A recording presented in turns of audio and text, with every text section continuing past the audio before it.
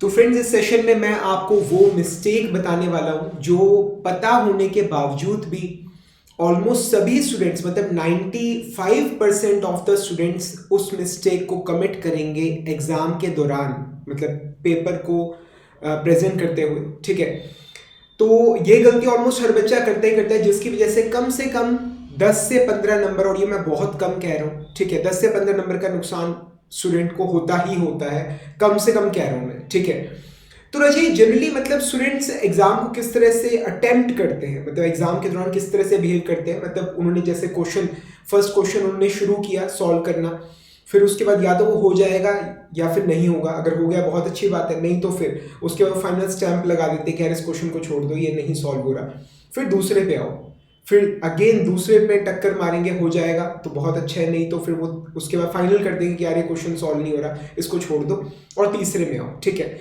इस तरह से जब आप पेपर को सॉल्व करते हो, ठीक है, तो होता क्या है कि आपका बहुत ज़्यादा टाइम कंज्यूम होता है, और लास्ट वाले क्वेश्चंस के लिए या तो टाइम बचता ही नहीं है, और अगर बच भी गया है तो टाइम कम बचता है क्योंकि शुरुआत वाले क्वेश्चंस में टाइम ज़्यादा कंज्यूम हो गया। तो एज ए रिजल्ट प्रेशर इतना क्रिएट हो जाता है कि जो सिंपल फॉर्मूला बेस्ड क्वेश्चंस हैं वो भी आपसे ढंग से सॉल्व नहीं हो पाते।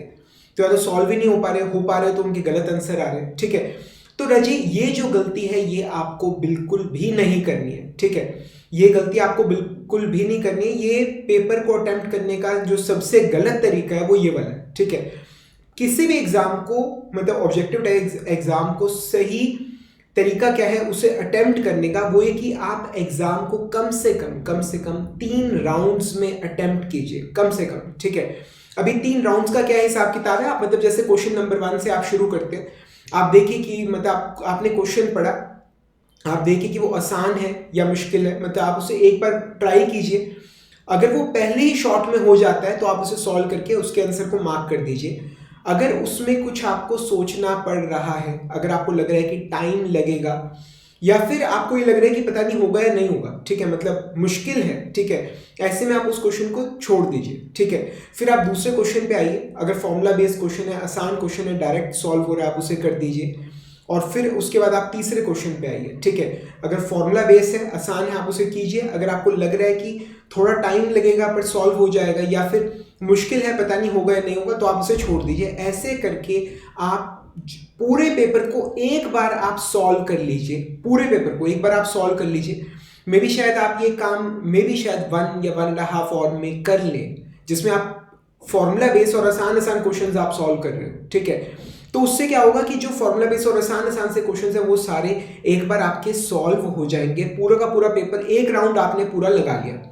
उसके बाद आप फिर आइए उसके बाद आप आएंगे सेकंड राउंड के अंदर, जहां पर मतलब आपने बेसिकली मार्क कर रखा है कि ये वाले वो क्वेश्चंस हैं जो आप सॉल्व कर सकते हो। ठीक है, थोड़ा सा टाइम लग रहा है, आप सॉल्व कर सकते हो। आप सेकंड राउंड के अंदर उन क्वेश्चंस को सॉल्व कीजिए। ठीक है, और फिर मतलब एक बार वो करने के बाद उसके बाद थर्ड राउंड के अंदर आप उन क्वेश्चंस को सॉल्व करेंगे जो मतलब आपको पता है कि ये क्वेश्चंस जो हैं ये काफ़ी मुश्किल है। ठीक है, और पता नहीं होंगे या नहीं होंगे। ठीक है, तो इस तरह से जब आप राउंड्स में जब आप पेपर को सॉल्व करते हो, नाउ व्हाट हैपेंस इज कि जो आसान क्वेश्चन होते हैं, हर बच्चे की जो भी एग्जाम देके निकलता है ये स्टोरी होती है कि मतलब जो आसान क्वेश्चंस थे वो मैं कर नहीं पाया क्योंकि मुश्किल वालों ने मेरा टाइम खा लिया। तो आपके साथ ये प्रॉब्लम नहीं होगी। ठीक है, तो ऐसे में कम से कम मतलब अगर आपने 5 क्वेश्चंस या 10 क्वेश्चन भी अगर आप फालतू कर पा रहे हो, ठीक है, मतलब 10 से 15 नंबर का गैप आप बड़े आराम से बनाकर आप इसमें चल सकते हो। ठीक है, कोई भी राज्य आपको कोई भी प्रॉब्लम आ रही है गेट एग्जाम से रिलेटेड, आप नीचे कमेंट्स में मेंशन कीजिए। I will try my best to solve your problem. मैं आपकी प्रॉब्लम को सॉल्व करने की पूरी कोशिश करूंगा।